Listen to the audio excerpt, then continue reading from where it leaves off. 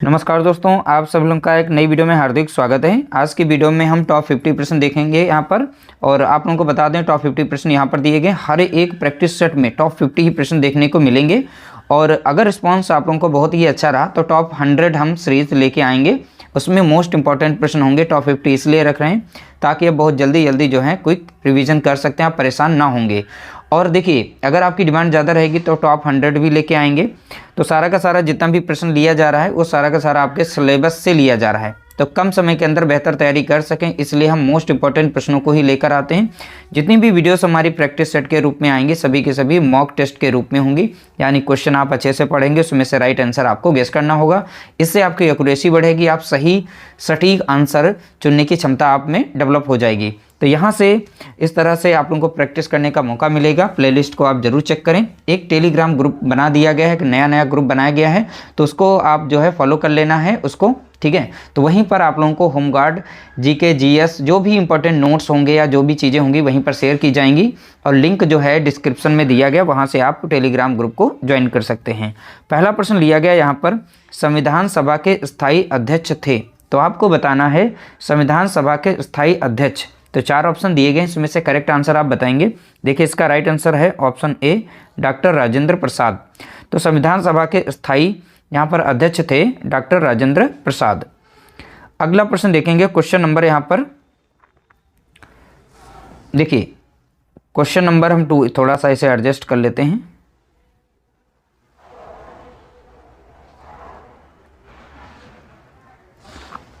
Question number 2 दिया गया, महात्मा गांधी को सर्वप्रथम महात्मा किसने कहा। तो आपको बताना है महात्मा गांधी को सर्वप्रथम महात्मा किसने कहा। तो 4 ऑप्शन दिए गए हैं, इसमें से करेक्ट आंसर आप बता सकते हैं। तो ध्यान रखिएगा, महात्मा गांधी को महात्मा की उपाधि जो है किसने दी थी या सर्वप्रथम किसने कहा, तो आप बताएंगे रविंद्रनाथ टैगोर जी की, ठीक है, रविंद्रनाथ टैगोर जी। अगला प्रश्न देखेंगे, क्वेश्चन नंबर 3, स्वराज हमारा जन्मसिद्ध अधिकार है कथन है, या किसके द्वारा कथन कहा गया। तो स्वराज हमारा जन्मसिद्ध अधिकार है, क्वेश्चन नंबर 3। तो क्वेश्चन नंबर 3 का राइट आंसर आप बताएंगे ऑप्शन सी, बाल गंगाधर तिलक। तो स्वराज हमारा जन्मसिद्ध अधिकार है किसने कहा था, तो आप बताएंगे बाल गंगाधर तिलक ने। अगला प्रश्न देखेंगे, क्वेश्चन नंबर 4, महात्मा गांधी के राजनीतिक गुरु कौन थे। तो आपको बताना है महात्मा गांधी के गुरु कौन थे। तो राजनीतिक गुरु कौन थे, 4 ऑप्शन दिए गए हैं, इसमें से करेक्ट आंसर आप बता सकते हैं। क्वेश्चन नंबर 4 का राइट आंसर है ऑप्शन ए, गोपाल कृष्ण गोखले। ये महात्मा गांधी के राजनीतिक गुरु थे। अगला प्रश्न देखेंगे, क्वेश्चन नंबर 5, राष्ट्रीय युवा दिवस किससे संबंधित है, किससे, यहाँ पर छूट गया है, ठीक है, राष्ट्रीय युवा दिवस किससे संबंधित है, ठीक है। तो आपको बताना है इसमें से राइट आंसर क्या होगा।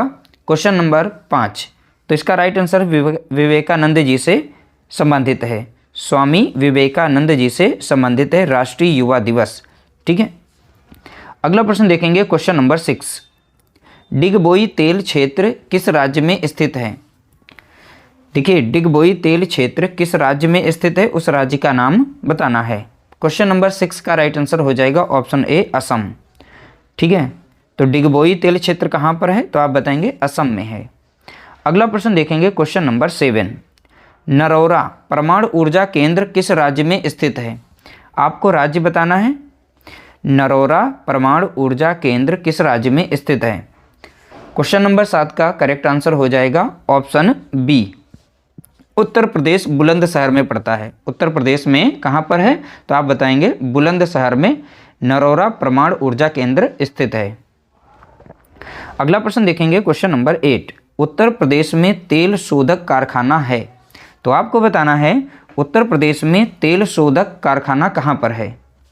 तो 4 ऑप्शन दिए गए, क्वेश्चन नंबर 8 का राइट आंसर बताएंगे। देखिए, इसका राइट आंसर है ऑप्शन सी, मथुरा में। तो उत्तर प्रदेश में तेल शोधक कारखाना कहाँ है, तो आप बताएंगे मथुरा। अगला प्रश्न देखेंगे, क्वेश्चन नंबर 9, संसार की सबसे लंबी नदी महाद्वीप में है, किस महाद्वीप में है। तो आप बताना है संसार की सबसे लंबी नदी किस महाद्वीप में है। क्वेश्चन नंबर 9 का राइट आंसर हो जाएगा ऑप्शन सी, अफ्रीका, ठीक है। तो अफ्रीका में संसार की सबसे लंबी नदी है वो है नील। अगला प्रश्न दिया गया, क्वेश्चन नंबर 10, संसार का सबसे छोटा महाद्वीप है।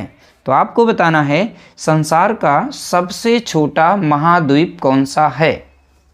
ठीक है, 10 का राइट आंसर हो जाएगा ऑप्शन ए ऑस्ट्रेलिया। ठीक है, तो ये ऑस्ट्रेलिया जो है सबसे छोटा महाद्वीप है।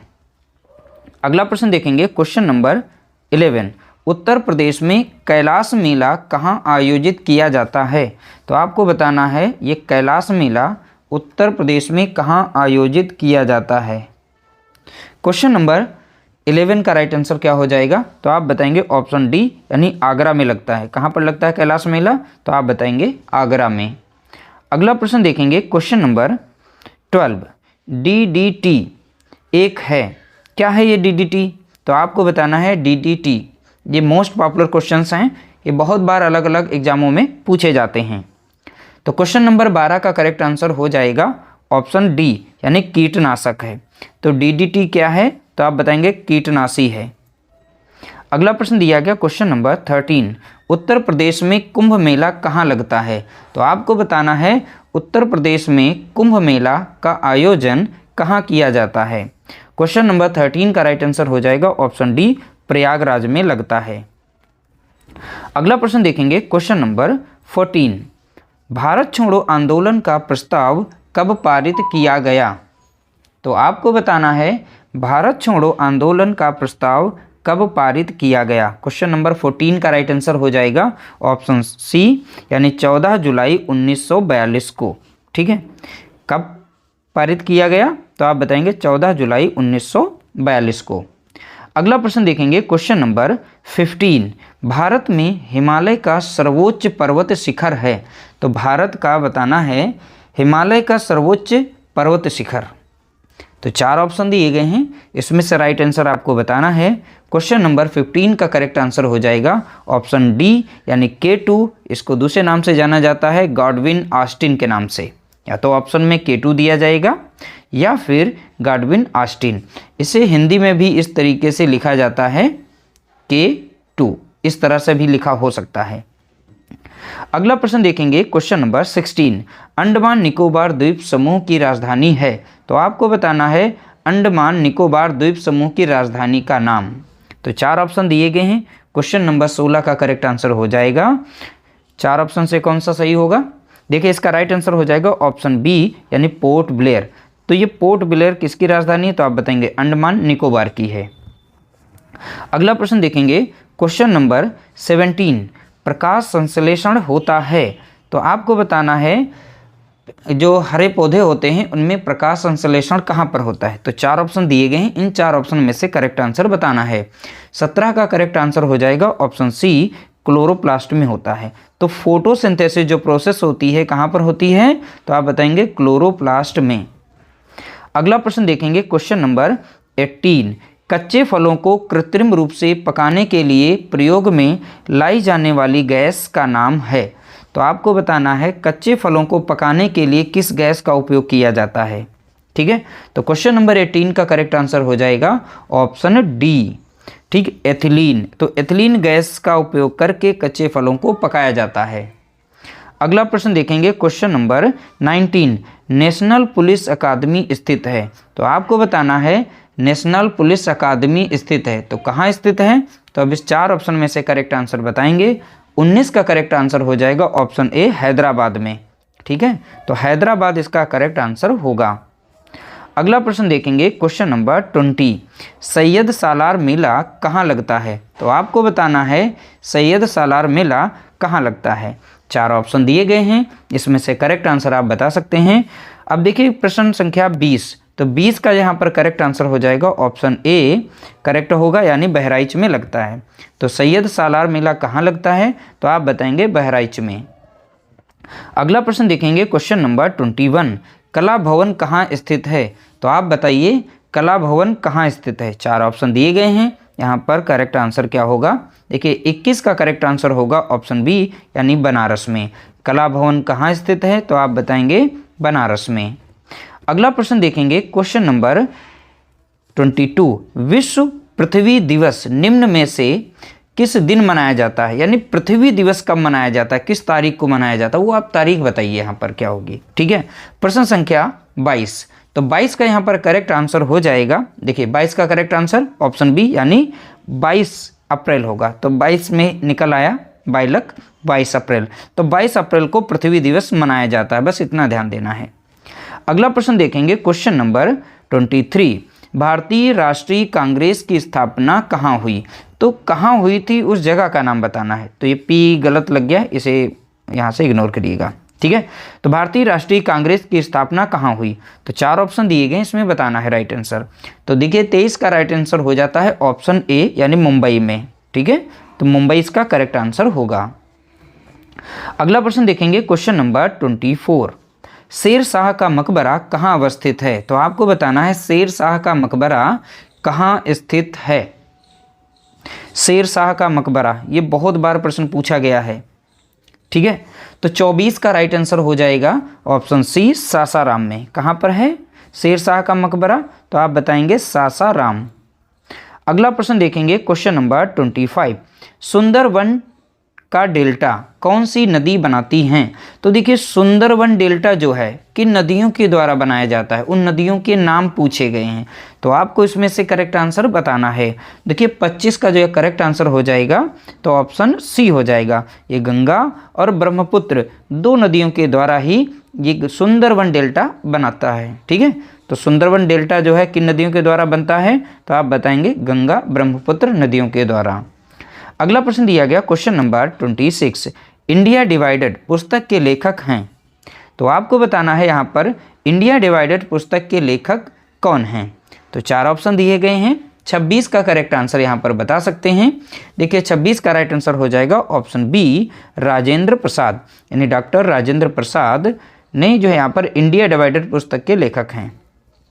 अगला प्रश्न देखेंगे, क्वेश्चन नंबर देखेंगे 27, आर्य समाज की स्थापना की थी। तो बताना है आपको आर्य समाज की स्थापना किसके द्वारा की गई थी। तो 27 का यहाँ पर करेक्ट आंसर आपको बताना है। देखिए 27 का राइट आंसर है ऑप्शन ए, स्वामी दयानंद सरस्वती जी ने की थी। तो आर्य समाज की स्थापना किसने की? तो आप बताएंगे स्वामी दयानंद सरस्वती जी ने। अगला प्रश्न दिया गया, क्वेश्चन नंबर 28, प्रार्थना समाज के संस्थापक थे। तो आपको बताना है प्रार्थना समाज के संस्थापक कौन थे। तो 28 का करेक्ट आंसर यहाँ पर हो जाएगा ऑप्शन ए, आत्माराम पांडुरंग, ठीक है।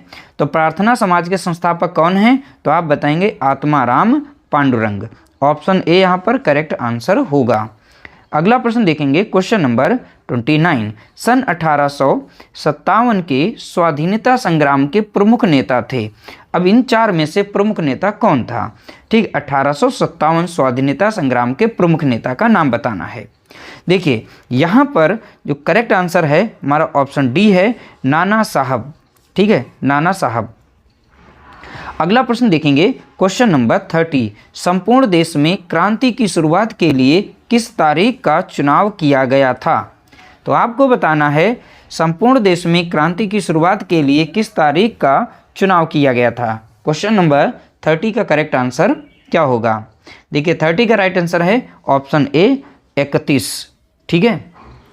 यहाँ पर 31 और 1957 को, यहाँ पर डेट थोड़ी गलत हो गई थी, डेट नहीं गलत थी, यहाँ पर मई लिखना था, मई लिख गया था, तो हमने यहाँ पर थोड़ा सा करेक्ट कर दिया है। अब इसमें से करेक्ट आंसर बता सकते हैं। देखिए संपूर्ण देश में क्रांति की शुरुआत के लिए जो तारीख डिसाइड की गई थी वो 31 मई 1857 डिसाइड की गई थी। ऑप्शन हमारा यहाँ पर पहला करेक्ट आंसर होगा। अगला प्रश्न लिया गया, क्वेश्चन नंबर 31, जलियांवाला बाग हत्याकांड की घटना कब हुई? तो आपको बताना है जलियांवाला बाग हत्याकांड की घटना कब हुई थी। तो यहाँ पर डेट वो बतानी है, डेट एंड सन दिया गया, दोनों चीज़ें दे रखी हैं, इसमें से आप राइट आंसर बता सकते हैं। देखिए 31 का राइट आंसर है ऑप्शन डी, 13 अप्रैल 1919 को। तो जलियांवाला बाग हत्याकांड की घटना कब हुई थी? तो आप बताएंगे 13 अप्रैल 1919 को हुई थी घटना। अगला प्रश्न बताएंगे, क्वेश्चन नंबर 32, काकोरी कांड की घटना कब हुई? तो आपको बताना है काकोरी कांड की घटना कब हुई थी। तो देखिए 32 का यहाँ पर करेक्ट आंसर आप बताएंगे। तो 32 का राइट आंसर हो जाएगा ऑप्शन डी, 9 अगस्त 1925 को काकोरी कांड की घटना घटित हुई थी। कब घटित हुई? 9 अगस्त 1925 को। अगला प्रश्न देखेंगे क्वेश्चन नंबर 33, भारतीय राष्ट्रीय कांग्रेस की स्थापना कब की गई? तो आपको बताना है भारतीय राष्ट्रीय कांग्रेस की स्थापना कब की गई। तो 33 का यहाँ पर करेक्ट आंसर हो जाएगा, 33 का करेक्ट आंसर होगा ऑप्शन बी, सन 1985। तो भारतीय राष्ट्रीय कांग्रेस की स्थापना कब की गई? तो आप बताएंगे 1985 को की गई थी। अगला प्रश्न देखेंगे क्वेश्चन नंबर 34, माउंट एवरेस्ट स्थित है। तो आपको बताना है माउंट एवरेस्ट कहाँ पर स्थित है। तो 4 ऑप्शन दिए गए हैं, इसमें से राइट आंसर बता सकते हैं। 34 का राइट आंसर हो जाएगा ऑप्शन ए, नेपाल हिमालय में माउंट एवरेस्ट स्थित है। तो मेन रूप से माउंट एवरेस्ट कहाँ है? तो आप बताएंगे नेपाल में, ठीक है। तो राइट आंसर हो गया ऑप्शन ए। अगला प्रश्न दिया गया क्वेश्चन नंबर 35, जनगणना 2011 के अनुसार सर्वाधिक साक्षरता वाला राज्य है। तो आपको बताना है जनगणना 2011 के अनुसार सर्वाधिक साक्षरता वाला राज्य कौन सा है। तो 4 ऑप्शन दिए गए हैं, 35 का करेक्ट आंसर हो जाएगा ऑप्शन ए, यानी केरल। तो ये केरल यहाँ पर हमारा राइट आंसर होगा। अगला प्रश्न देखेंगे क्वेश्चन नंबर 36, जनसंख्या, ठीक है, 2011 के अनुसार सर्वाधिक जनसंख्या वाला राज्य कौन सा है, यानी 2000। तो जनगणना 2011 के अनुसार हमको बताना है सर्वाधिक जनसंख्या वाला राज्य। तो आप लोगों को पता है यह है उत्तर प्रदेश, ऑप्शन सी हमारा यहाँ पर करेक्ट आंसर होगा। अगला प्रश्न दिया गया क्वेश्चन नंबर 37, भारत का राष्ट्रीय धरोहर पशु निम्नलिखित में से कौन सा है। तो आपको बताना है भारत का राष्ट्रीय धरोहर पशु निम्न में से कौन सा है। तो यहाँ पर 37 का राइट आंसर हो जाएगा, 37 का राइट आंसर हो जाएगा ऑप्शन बी, यानी हाथी है। तो ये भैया ध्यान रखना है, यहाँ पर राष्ट्रीय धरोहर पशु है। तो राष्ट्रीय धरोहर पशु कौन है? तो आप बताएंगे हाथी। अगला प्रश्न दिया गया क्वेश्चन नंबर 38, भारत का राष्ट्रीय आदर्श वाक्य क्या है। तो आपको बताना है भारत का राष्ट्रीय आदर्श वाक्य क्या है। देखिए आदर्श वाक्य कौन सा इसमें से है। क्वेश्चन नंबर 38 का करेक्ट आंसर है ऑप्शन ए, सत्यमेव जयते। तो यहाँ पर राइट आंसर कौन सा हो जाएगा? तो आप बताएंगे ऑप्शन ए, यानी सत्यमेव जयते। अगला प्रश्न दिया गया क्वेश्चन नंबर 39, भारत के राष्ट्रीय प्रतीक चिन्ह में कितने शेर दिखाई देते हैं। तो आपको बताना है भारत के राष्ट्रीय प्रतीक चिन्ह में कितने शेर दिखाई देते हैं। तो शेर कितने दिखाई दे रहे हैं? 39 का ऑप्शन सी हो जाएगा, यानी 3 शेर दिखाई पड़ते हैं, फ्रंट वाला और 2 साइड के दिखाई पड़ते हैं। टोटल इसमें 3 शेर दिखाई पड़ते हैं। अगला प्रश्न दिया गया क्वेश्चन नंबर देखेंगे 40, राष्ट्रीय गान जन गण मन यहाँ पर लिखा सर्वप्रथम कब और कहाँ गाया गया। तो आपको बताना है सर्वप्रथम कब और कहाँ। तो यहाँ पर 2 चीज़ें दी गई, कब और कहाँ। इसमें से करेक्ट आंसर आप बता सकते हैं। देखिए 40 का करेक्ट आंसर हो जाएगा ऑप्शन ए, 1911 में। कब ये सर्वप्रथम यहाँ पर ये गाया गया? तो आप बताएंगे 1911। कहाँ पर? तो आप बताएंगे कोलकाता, ठीक है। तो इस तरह से यहाँ पर 2 बार है, गाया और गया, ठीक है, ये थोड़ी मिस्टेक है। तो सर्वप्रथम कब और कहाँ गाया गया? तो बताएंगे 1911 में। कहाँ पर? तो आप बताएंगे कोलकाता में। अगला प्रश्न देखेंगे, क्वेश्चन नंबर देखेंगे यहाँ पर 41, महाकुंभ कितने वर्षों के अंतराल में होता है। तो आपको बताना है महाकुंभ जो होता है मेला, ये कितने वर्षों के अंतराल में होता है। तो यहाँ पर 41 का राइट आंसर हो जाएगा ऑप्शन ए, 12 वर्ष के अंतराल पर होता है, ठीक है। तो भारत में 4 जगहों पर महाकुंभ मेला लगता है, ध्यान रखिएगा। अगला प्रश्न दिया गया 42, मध्य प्रदेश में कुंभ मेला कहाँ लगता है। तो देखिए मध्य प्रदेश में कुंभ मेला लगता है, उत्तर प्रदेश में लगता है। उत्तर प्रदेश में आप लोगों को पता है प्रयागराज में लगता है, लेकिन मध्य प्रदेश में कुंभ मेला कहाँ पर लगता है ये बताना है आपको। देखिए 42 का यहाँ पर राइट आंसर हो जाएगा ऑप्शन डी, यानी उज्जैन में। तो उज्जैन इसका करेक्ट आंसर होगा। अगला प्रश्न देखेंगे क्वेश्चन नंबर 43, पुष्कर मेला कहाँ लगता है। तो आपको बताना है इसमें से राइट आंसर पुष्कर मेला कहाँ लगता है। तो 43 का करेक्ट आंसर हो जाएगा ऑप्शन बी, अजमेर, ठीक है। तो अजमेर यानी कि राजस्थान में पुष्कर मेला लगता है। अगला प्रश्न दिया गया क्वेश्चन नंबर 44, कंस मेला का आयोजन कहाँ होता है। तो आपको बताना है कंस मेला का आयोजन कहाँ होता है। 44 का करेक्ट आंसर हो जाएगा ऑप्शन बी, यानी मथुरा में। तो कंस मेला कहाँ लगता है? तो आप बताएंगे मथुरा में। अगला प्रश्न दिया गया क्वेश्चन नंबर देखेंगे 45, बिहू त्योहार किस राज्य में मनाया जाता है? तो आपको बताना है बिहू त्योहार किस राज्य में मनाया जाता है। तो 45 का करेक्ट आंसर, तो 45 का करेक्ट आंसर हो जाएगा ऑप्शन सी। तो बिहू त्योहार जो है ये असम में मनाया जाता है। कहाँ मनाया जाता है? तो आप बताएंगे असम में। अगला प्रश्न देखेंगे क्वेश्चन नंबर 46, रामकृष्ण मिशन की स्थापना कब हुई? तो आपको बताना है रामकृष्ण मिशन की स्थापना कब की गई थी। तो यहाँ पर 46 का करेक्ट आंसर बताएंगे। देखिए 46 का करेक्ट आंसर हो जाएगा ऑप्शन सी 1897। ठीक है, याद रखिएगा 1897 में रामकृष्ण मिशन की स्थापना की गई थी। अगला प्रश्न देखेंगे क्वेश्चन नंबर 47, मंगल पांडे को फांसी कब दी गई? तो आपको बताना है मंगल पांडे को फांसी कब दी गई। 47 का करेक्ट आंसर आपको बताना है। 47 का राइट आंसर है ऑप्शन बी 8 अप्रैल 1857 को दी गई थी। 8 अप्रैल 1857। अगला प्रश्न दिया गया क्वेश्चन नंबर 48, सती प्रथा का अंत किसके प्रयास से हुआ? तो आपको बताना है सती प्रथा का अंत किसके प्रयास से हुआ। तो 48 का करेक्ट आंसर आप बताएंगे। देखिए 48 का करेक्ट आंसर हो जाएगा ऑप्शन डी राजा राम मोहन राय।